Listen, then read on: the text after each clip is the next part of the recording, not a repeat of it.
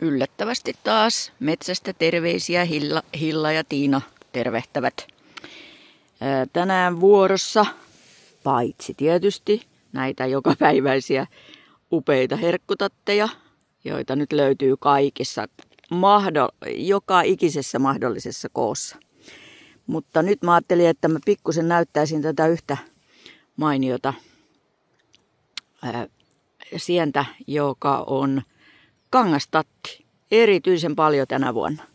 Ja pienenä kun kerää, niin on ihan erinomainen ja tunnistaa siitä, että kun toisaalta tietysti tästä väristä, joka on hyvin selkeä tämmöinen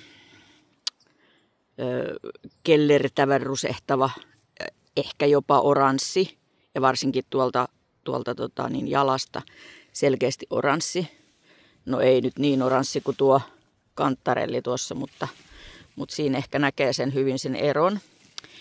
Pienenä keräilen voisi yhtä hyvin tässä vieressä nyt sattuu olemaan tämmöinen myös iso. Tuosta vaan tuo rusehtava alaosa pois, jos haluaa, koska siinä usein sitä ötökkää, varsinkin heti, jos on näin vähän isompi. Näitä on kaiken kokoisia tällä hetkellä, mutta nyt ne pienet kannattaa oikeasti kerätä ja suoraan vaan pannulle ja suuhun.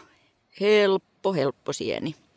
Ja siis kun leikkaa, katsotaan jos mä nyt jo leikkasin, kun leikkaa, niin se sinertyy.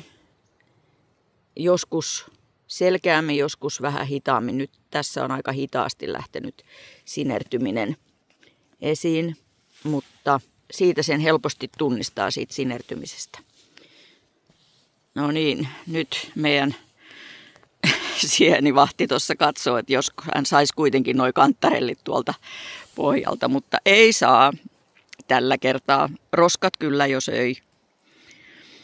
Mukavaa sienipäivää kaikille.